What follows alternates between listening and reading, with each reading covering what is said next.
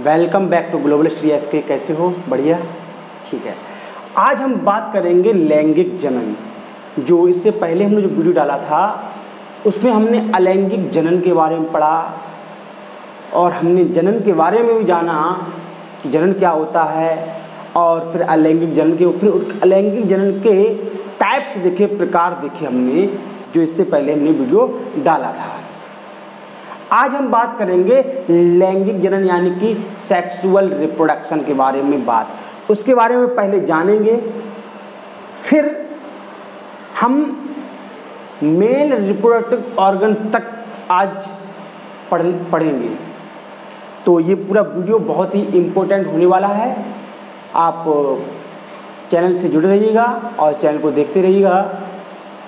तो अगर आपको हमारा वीडियो अच्छा लगता हो तो चैनल को लाइक एंड सब्सक्राइब कर लें।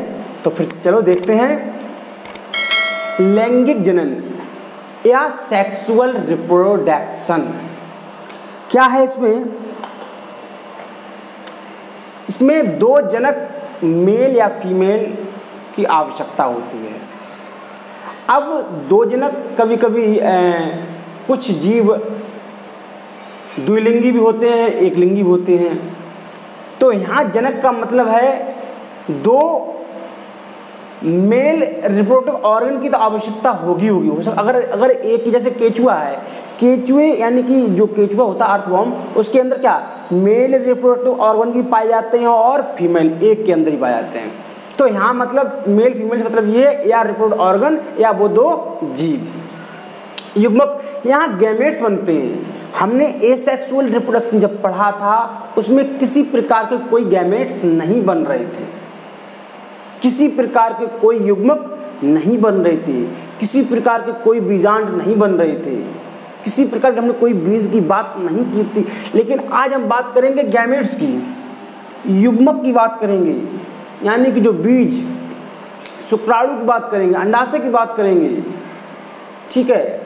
अगर हम पुष्प में जाएंगे तो परागण की बात करेंगे, अंडाणु की उसमें बात करेंगे, परागकण की बात करेंगे पुष्प में।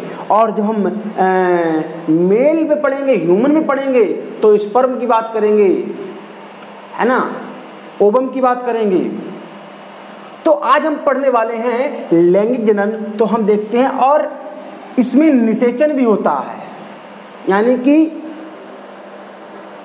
मेल गैमेट और फीमेल गैमेट जब आपस में दोनों मिलते हैं, ये मेल गैमेट और फीमेल गैमेट जब ये दोनों मिलेंगे तो इन दोनों की जो मिलने की प्रक्रिया होगी ना, ये क्या निषेचन यानी कि फर्टिलाइजेशन कहलाएगा। इस प्रोसेस क्या बोलेंगे? फर्टिलाइजेशन। हम सब चीज़ के बारे में आज के इस वीडियो में विस्तार से समझेंगे, और क्या कैरेक्टर, और निषेचन के बाद जाइगोट बनेगा, ठीक है। तो कैरेक्टर क्या है, लैंगिक जनन के लक्षण क्या हैं, वो और देख लें हम। इस विधि में जनक मेल या फीमेल होते हैं, या मेल या फीमेल पार्ट्स की बात कर लो। देखो, मेल या फीमेल अंग की सहभागिता होती है, या दो जनक, या मेल या फीमेल। क्योंकि अंग हम जब अर्थवॉर्म पे जीव पर पढ़ेंगे, लेकिन ह्यूमन में तो अलग पार्ट्स ही होते हैं, मेल अलग होंगे और ह्यूमन और फीमेल अलग होंगे, ठीक है। इस विधि में जनक मेल फीमेल हो गया। जनकों में अर्धसूत्री या म्योटिक विभाजन के द्वारा नर, यानी कि नर मतलब मेल और फीमेल युग्मक का निर्माण होता है। किस वजह? अर्धसूत्री विभाजन। अर्धसूत्री विभाजन से क्या समझ रहे हो आप? अर्धसूत्री, आधा सूत्र। देखो क्या होता है, जब कोई भी गैमेट्स बनता है, कोई भी जब चीज़ बनती है, शुरुआत में वो क्या होती है, 2n फॉर्म में है, तो ये दूसरी हो गया। जब ये आगे जब विभाजन होगा तो n के फॉर्म में ही रह जाएगा, क्या n फॉर्म में, यानी कि आधा हो जाएगा, तो ये अर्धसूत्री विभाजन हो जाएगा। और इसी मान लो ऐसा किसमें हुआ, मेल में हुआ, और सेम इस ऐसा ही किसमें होगा, फीमेल में होगा, उसमें भी अर्धसूत्री होगा। यहाँ पर क्या होगा, 2n होंगे और विभाजित होकर क्या हो जाएगा, यहाँ पर n बचेंगे। और जब इन लोगों को जब इन युग्मकों का, युग्मक गैमेट्स तो बने सिंगल एन, यानी कि सिंगल अर्धसूत्र बने हुए, जब ये फर्टिलाइजन होगा तो ये वाला n ये वाला n और ये वाला n दोबारा से मिल जाएंगे और फिर ये दोबारा क्या बन जाएंगे, फिर ये 2n बन जाएंगे। तो विभाजन कैसा होता है, अर्धसूत्री 2n से सिंगल n में, और जब दोबारा निषेचन होगा तो दोबारा फिर 2n में कन्वर्ट हो जाएंगे। लेकिन अभी हम जो बात कर रहे हैं वो हम अर्धसूत्री कर रहे हैं, यानी कि 2n से क्या सिंगल n में ऐसे ऐसे डिवाइड हो रहे हैं, ये अर्धसूत्री विभाजन होता है। ठीक है, नर व मादा युग्मक गैमेट्स का निषेचन है ना, नर यही युग्मक यानी कि जो गैमेट्स जो हम बात कर रहे हैं, बीजाणु, स्पर्म या परागकण कह लीजिए, अगर पुष्प में बात करेंगे तो क्या होते हैं, इन युग्मों का क्या होता है, गैमेट्स का निषेचन होता है। किसमें, लैंगिक जन्म, अलैंगिक में किसी प्रकार का हमने एसेक्सुअल रिप्रोडक्शन में हमने किसी प्रकार का निषेचन की बात तो नहीं की थी, लेकिन हम यहाँ बात कर रहे हैं क्या, निषेचन होगा, और निषेचन के बाद युग्मनज बनेगा जिसे हम बोलते हैं जाइगोट। क्या बनेगा, जाइगोट। संतान माता पिता के पूर्णतः समरूप नहीं होगी, जो संतान जो होगी वो माता पिता के पूर्णतः समरूप नहीं होती। ऐसा नहीं है कि जैसे कोई किसी के पिता हैं जैसे लग रहे हो वैसे वैसी संतान जैसे कॉपी हो जाए, है ना, ऐसा नहीं होता है ना, बिल्कुल कॉपी नहीं होती है। हाँ, कुछ लक्षण क्या होते हैं, मिलते हैं, जैसे किसी की मम्मी की या पापा की आंखें कैसी हैं, बहुत कंजी हैं, नीली हैं, तो हो सकता है उस संतान में भी वो ऐसी आंखें दिखें।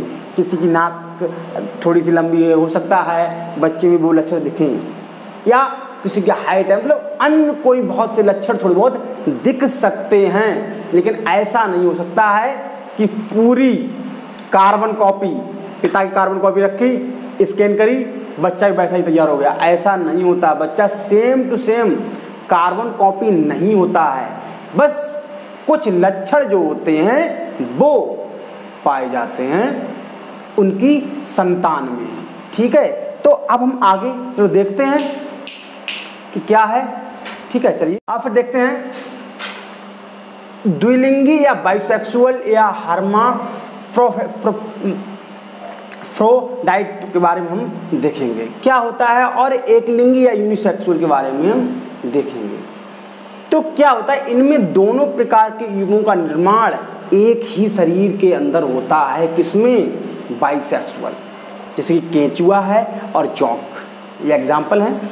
इनमें क्या होता है, इन जीवों में कि एक ही जीव रहेगा सिंगल, और एक ही जीव के अंदर नर वाले यानी कि मेल युग्मक गैमेट्स बनेंगे और फीमेल गैमेट्स भी बनेंगे एक ही जीव के अंदर। एक लिंगी या यूनिसेक्सुअल, इनमें क्या होता है, गैमेट्स फीमेल या मेल या नर या मादा वाले जो भी युग्मक बनते हैं वो अलग अलग जीव, अलग अलग जीवों के अंदर अलग अलग बनते हैं। नर तथा मादा युग्मक अलग अलग शरीर में बनेंगे, शरीर अलग का शरीर अलग होगा, लेकिन ये एक ही शरीर के अंदर होते हैं। जैसे मानव हैं, और भी बड़े जीव हैं, हाथी घोड़े बिल्ली कुत्ते, ये सब क्या हैं, इन सब में अलग अलग क्या होते हैं, युग्मक बनते हैं। और हम जब बात स्टडी करेंगे मानव, तो हम मानव के बारे में देखते हैं। मेल गैमेट क्या है, ठीक है, या बात कर लें फीमेल गैमेट्स, मादा नर युग्मक, मादा युग्मक क्या है, नर युग्मक आकार में छोटे होते हैं। देखिए ये जो हम मेल की बात करें यानी कि ह्यूमन की बात करें, जो स्पर्म जो रहता है वो हमारे शरीर की सबसे छोटी सेल होती है, मानव शरीर की कोशिका की अगर बात करें आकार की दृष्टि से। देखिए लंबाई चीज़ अलग होती है, आकार अलग चीज़ होती है, ठीक है। किसमें, आकार की दृष्टि से जब देखेंगे तो सबसे छोटी सेल स्पर्म होती है, स्पर्म की, और बड़ी कौन सी होती है, वो ओवम की होती है, फीमेल ओवम की। तो क्या है, आकार में छोटी होती है, और ये बाकी बहुत छोटी होती है। गतिशील मोटाइल होती है क्योंकि चलती है, ये मोशन करती है, मोटाइल होती है, क्या गतिशील होती है, कैसी होती है, गतिशील होती है, मोटाइल होती है, ठीक है। और क्या होता है, इसके शुक्राणु या स्पर्म बोलते हैं। क्या बोलते हैं? शुक्राणु या स्पर्म बोलते हैं। मादा युग्मक क्या होते हैं? ये आकार में बड़े, कैसे? आकार में बड़े और अचल, ये मोटाइल नहीं होते हैं। जो फीमेल वो एक ही जगह पर रुके रहते हैं। ओवम जो होता है वो एक जगह पर क्या आएगा, ओवरी से निकल के क्या होगा, एक ही जगह पर रुकेगा, वो चल के नहीं कहीं जाएगा, स्पर्म उसके पास चल के जाएगा, है ना। हम आगे स्टडी करेंगे। अगर ओवम यहाँ पर है तो स्पर्म चल के आएंगे, स्पर्म। ऐसा नहीं है कि ओवम स्पर्म के पास चल के जाए, ऐसा नहीं होता है। इसलिए ये क्या होते हैं, ये अचल होते हैं, ये नॉन मोटाइल होते हैं। इसे क्या बोलते हैं? अंडाणु बोलते हैं और ओवम बोलते हैं। चलो देखते हैं आगे। हाँ, तो फिर देखते हैं सेक्सुअल रिप्रोडक्शन इन ह्यूमन। अब हम बात करेंगे ह्यूमन की। ह्यूमन में क्या होता है, क्या परिवर्तन आते हैं, और ह्यूमन में भी आज हम बात करेंगे मेल रिप्रोडक्टिव ऑर्गन के बारे में आज बात करेंगे। प्राइमरी सेक्स ऑर्गन और सेकेंडरी सेक्स ऑर्गन के बारे में बात करेंगे। इन ह्यूमन में क्या, देखो शुरुआत में यौवन आरंभ कब होता है, एडोलेसेंस शुरू कब होती है, तो ये होती है 15 से 18 वर्ष। किसमें? मेल लड़कों में 15 से 18 वर्ष में एडोलेसेंस शुरू होती है, यानी कि पूरी परिपक्वता आ जाती है कि मतलब सेक्सुअल जो ऑर्गन होते हैं वो वृद्धि करने लगते हैं, विकास करने लगते हैं, और उनके अंदर वो सब गुण दिखने लगते हैं, ठीक है। और फीमेल में 11 से 14 वर्ष पे ऐसा होता है, वो सभी करैक्टर डेवलप होने लगते हैं, ओवम डेवलप होने लगते हैं, और मेल में स्पर्म मैच्योर होने लगते हैं, जननांग मैच्योर होने लगते हैं। ये सब एडोलेसेंट में होता है, यानी कि लड़कों में एडोलेसेंट की एज जो है 15 से 18 और लड़कियों में 11 से 14 वर्ष। Secondary sexual character of male के बारे में हम बात कर रहे हैं। Secondary sexual character of male. अब मेल में सेकेंडरी सेक्सुअल कैरेक्टर, प्राइमरी, देखो प्राइमरी कैरेक्टर क्या होते हैं। प्राइमरी कैरेक्टर हम उन्हें बोल सकते हैं जिनसे पता किया जाता है कि लड़का है लड़की है, वो प्राइमरी हो जाते हैं। लेकिन सेकेंडरी में क्या होते हैं, जो एक समय पे क्या करते हैं, उनमें बदलाव आता है। पुरुष के द्वितीय गौड़ या लैंगिक लक्षण के बारे में बात करेंगे। चेहरे व शरीर पर क्या आते हैं, बाल आ जाते हैं एडोलेसेंस में। ये सेकेंडरी कैरेक्टर हैं। बालों से दिखेगा कि हाँ ये लड़का है या लड़की है, लड़कियों में बाल नहीं आएंगे इस चेहरे पर, और लड़कों में चेहरे या शरीर पर यानी शरीर चेस्ट वगैरह पे क्या आते हैं, बाल आ जाते हैं। स्वर भारी, लड़कों क्या स्वर एकदम भारी हो जाएगा, एकदम थोड़ी सी फटी फटी सी आवाज़ आने लगेगी, है ना, ऐसे होने लगता है। वृषण कोश तथा शिश्न का आकार वृद्धि, यानी कि टेस्टिस और पेनिस में क्या आकार, क्या ग्रोथ हो जाती है, वृद्धि हो जाती है उसमें, ठीक है। और शुक्रजनन नलिकाओं में शुक्राणु का निर्माण होने लगता है। किसमें, यानी कि स्पर्म का क्या होने लगता है, स्पर्म का निर्माण यानी होने लगता है, ठीक है। और अस्थि पेशियाँ मजबूत, अस्थि हड्डी और पेशियाँ मजबूत, और छाती कंधे वगैरह क्या चौड़े होने लगते हैं। ये सब किसमें हो रहा है, मेल की बात कर रहे हैं। क्या हम मेल की बात कर रहे हैं, मेल यानी कि पुरुषों की बात कर रहे हैं। फीमेल की हम नेक्स्ट जो वीडियो आएगा उसमें बात करेंगे, ठीक है। और जनन अंगों के आसपास जो जनन अंग होते हैं, ठीक है, रिप्रोडक्टिव जो पार्ट्स होते हैं, उनके आसपास क्या है, हेयर वगैरह बाल आने और बगलों में बाल वगैरह आने लगते हैं। तो ये तो गॉड या सेकेंडरी कैरेक्टर रहे। अब हम बात करेंगे कि मेल रिप्रोडक्टिव ऑर्गन के बारे में, और उसके बारे में समझेंगे क्या क्या कहाँ पर क्या होता है, ठीक है। और जो इससे अगला जो वीडियो आएगा उसमें फीमेल रिप्रोडक्टिव ऑर्गन के बारे में बात करेंगे। तो चलो चलते हैं, देखते हैं कि मेल रिप्रोडक्टिव ऑर्गन। हाँ, तो अब देखते हैं हम मेल रिप्रोडक्टिव ऑर्गन के बारे में हम बात करेंगे। अभी हमने सेकेंडरी जो उनके लक्षण थे, जो कैरेक्टरिस्टिक थे, उनके बारे में जाना। अब ये मेल रिप्रोडक्टिव ऑर्गन का ये एक चित्र बना हुआ है, इसके बारे में हम जानेंगे कि क्या क्या कार्य किसके होते हैं।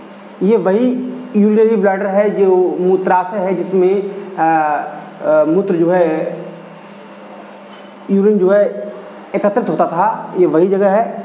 अब उससे नीचे जो बात करेंगे हम उसके बारे में बात करेंगे, ठीक है। तो हम देखते हैं, सबसे पहले हम बात करते हैं वृषण की।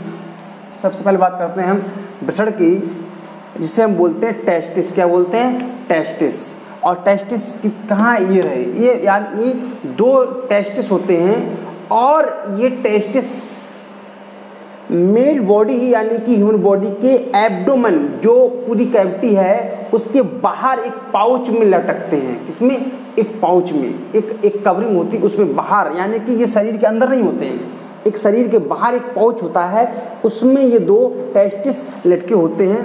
टेस्टिस का काम क्या होता है? ये क्या होती है? एक जोड़ी होती है, यानी 1 पेयर होते हैं, यानी कि 2 होते हैं, ठीक है। और इनमें नर हार्मोन्स यानी टेस्टोस्टेरोन रिलीज होता है। शुक्राणु का निर्माण कहाँ होता है? वो भी टेस्टिस में होता है, यानी कि वृषण में होता है। अब हम वृषण कोश के बारे में बात करेंगे, जो एक पाउच ऐसे, इस वृषण कोश क्या है? इसी कोश में क्या होते हैं? वृषण यानी कि टेस्टिस होते हैं, और इसको स्क्रोटम भी बोलते हैं। क्या बोलते हैं? इसको स्क्रोटम भी कहा जाता है। वृषण कोश को स्क्रोटम कहा जाता है। और ये बॉडी से बाहर क्यों होता है? क्योंकि बॉडी से बाहर, क्योंकि स्पर्म फॉर्मेशन के लिए, जब स्पर्म बनते हैं उसके लिए हमारी बॉडी का टेम्परेचर नॉर्मल कितना होता है? 37 सेल्सियस होता है। कितना? 37 सेल्सियस टेम्परेचर होता है। तो इसको क्या है, लगभग 2 या 3 सेल्सियस टेम्परेचर हमारी बॉडी से कम चाहिए होता है, यानी कि 35 या 36 सेल्सियस इसे चाहिए होता है। 35 मान लीजिए 34 सेल्सियस चाहिए होता है स्पर्म फॉर्मेशन के लिए। इसलिए स्पर्म जो होते हैं ना हमारी बॉडी से बाहर होते हैं। और दूसरा, ये क्या करता है? गर्मियों में ये हमारी बॉडी से दूर होता है, क्योंकि बॉडी से भी हीट मिलती है, क्योंकि इसको अपनी नॉर्मल हीट चाहिए होती है। तो स्क्रोटम क्या होता है? बॉडी से थोड़ा लटक जाते हैं नीचे तरफ, लेकिन जैसे ही सर्दियां होती हैं और ये बॉडी में चिपक जाते हैं, क्यों? तब इसे बॉडी से हीट चाहिए होती है। तो स्क्रोटम का एक काम ये भी होता है। और इसके अंदर क्या होते हैं? ये पाउच एक थैलीनुमा स्ट्रक्चर होता है, और इसमें ही क्या होते हैं? टेस्टिस या हम बोले वृषण रखे हुए होते हैं, या इसी में होते हैं। अधिवृषण। अच्छा, अधिवृषण क्या होता है? या एपिडिडाइमस। ये आप देख रहे हो, ये टेस्टिस है, और इसके ऊपर एक संरचना देख रहे हो, एक कुंडली नुमा संरचना होती है। मान लो ये टेस्टिस है, और इसके ऊपर ऐसे ऐसे एक बहुत ही कुंडली नुमा होता है। ये भी क्या, एक वेसल्स होती है, एक डक्ट होती है, और ये क्या होता है? इस कुंडली में संरचना होती है, एपिडिडाइमस। शुक्राणु एवं स्पर्म यहाँ क्या होते हैं? यहाँ मैच्योर होते हैं, परिपक्व होते हैं। किसमें? एपिडिडाइमस में। कहाँ पाया जाता है एपिडिडाइमस? जो टेस्टिस होता है, जो वृषण होता है, उसके ऊपर इस तरफ भी दिख रहा है और इस तरफ भी दिख रहा है आपको, इसे बोलते हैं एपिडिडाइमस या अधिवृषण। क्यों? और इसमें क्या होता है? शुक्राणु जो होता है, स्पर्म होता है, वो मैच्योर होता है, परिपक्व होता है। इसकी नलिकाएं मिलकर शुक्र वाहिनियों का निर्माण करती है, और इसकी ही नलिकाएं यहाँ से घूम घूम कहाँ जाती है? शुक्र वाहिनी। ये आपको दिख रही है, ये बासा डिफरेंस या शुक्र वाहिनी है, इसका निर्माण करती है। किसकी नलिकाएं? एपिडिडाइमस की या अधिवृषण की। ओके, ठीक है। शुक्र वाहिनी कहाँ है? ये टेस्टिस से जाकर ऐसी जा रही है, यहाँ पर टेस्टिस, ये टेस्टिस से ये जा रही है, ठीक है। इसे बोलते हैं वासा डिफरेंस ही बोलते हैं, वास्ट डिफरेंस बोलते हैं। शुक्र वाहिनी को शुक्राशय तक ले जाती है। शुक्राणु जो होते हैं यहाँ से शुक्राणु को शुक्राशय तक, शुक्राशय कहाँ है? ये रहा, यहाँ तक ले जाने का कार्य कौन करता है? शुक्र वाहिनी करती है। शुक्र वाहिनी शुक्राशय को यानी कि स्पर्म को सेमिनल वेसल तक ले जाने का काम करती है, सेमिनल वेसल तक। कौन? वासा डिफरेंस, समझे, या वास डिफरेंस जिसे बोलते हैं। शुक्राशय में क्या होता है? शुक्राशय थोड़ी सी देख रहे पहुंचे, ये शुक्राशय बोलते हैं। हल्का पीला क्षारीय, इसमें क्या होता है? एक हल्का, बहुत ही लाइट येलोज कलर का, और कैसा? बेसिक नेचर का तरल श्रावण होता है, सीक्रेट होता है, एक लिक्विड, और उसे हम क्या बोलते हैं? सीमेन बोलते हैं। क्या बोलते हैं? सीमेन या वीर्य बोलते हैं, जिसमें क्या होते हैं? स्पर्म रहते हैं, और उसी के साथ इजैकुलेट होता है। स्पर्म के लिए क्या एक वो चाहिए होता है पूरा अपना वो, तो स्पर्म ना इसी सीमेन के अंदर मिल जाते हैं, और सीमेन उसी के साथ ये निकलते हैं। ठीक है। हल्का पीला क्षारीय पोषक तरल होता है। शुक्राणु इस तरल के साथ मिलकर वीर्य या सीमेन का निर्माण करते हैं। सीमेन क्या है? सीमेन वो तरल पीला पदार्थ है जो कहाँ से, शुक्राशय से रिलीज होता है, उसे हम वीर्य बोलते हैं। और सीमेंट ये एक तरल होता है और नेचर इसका कैसा होता है? क्षारीय, बेसिक नेचर होता है। इसका मतलब जो हमारा स्पर्म होता है उसका क्या, उसका नेचर कैसा है? बेसिक नेचर का है। क्या है? बेसिक नेचर का है। ठीक है। मूत्रमार्ग, जो देखिए जो मूत्रमार्ग आप ये देख रहे हो, ये मूत्रमार्ग रहा। ये जो मूत्रमार्ग और यहीं से क्या, शुक्राणु या स्पर्म का रास्ता भी सेम ही है, यहीं से निकलता है।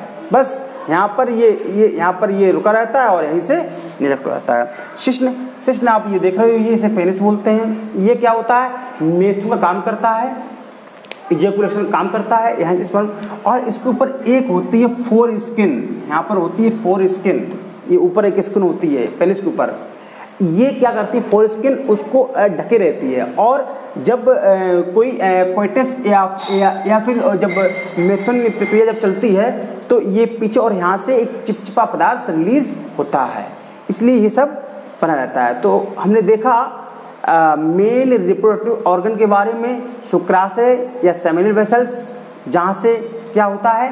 सीमेन रिलीज होता है, सीमेन बनता है, वहीं पर शुक्राणु मिलकर सीमेन बनाती हैं। और बास्ट डिफरेंस जो शुक्राणु को ले जाने का कार्य करती हैं। स्क्रोटम में टेस्टिस होते हैं और ये बॉडी के बाहर होता है। और इसमें क्या होते हैं? ये हमारी बॉडी की टेम्परेचर 2 या 3 सेल्सियस टेम्परेचर कम होता है। ठीक है। और सिस्ट के बारे में बताया, एपिडिडाइमस या अधिवृषण, यहाँ क्या होता है? यहाँ पर जो स्पर्म होते हैं वो क्या होते हैं? मैच्योर होते हैं या परिपक्व होते हैं। ठीक है। वृषण टेस्टिस यानी कि 2 होते हैं। तो हमने इसके बारे में हाँ, तो ये रहा हमारा मेल रिप्रोडक्टिव ऑर्गन। इसमें कुछ समझ में ना हो तो एक बार दोबारा देख लें। सेमिनल वेसल्स, जहाँ पे सीमेन बनता है या फिर मिला के वीर्य बनता है। शुक्रवाहिनी शुक्राणु को ले जाने काम करती हैं। वृषण या स्क्रोटम, वृषण कोश बता दिया, उसके अंदर टेस्टिस रहते हैं। टेस्टिस बता दिया, शिश्न। और एपिडिडाइमस क्या होता है? शुक्राणु मैच्योर होते हैं, यानी कि स्पर्म मैच्योर होते हैं, परिपक्व होते हैं शुक्राणु। ठीक है। तो इस प्रकार से आप हमारे चैनल से जुड़े रहिएगा। चैनल को अच्छा लगे तो चैनल को लाइक एंड सब्सक्राइब कर दीजिएगा।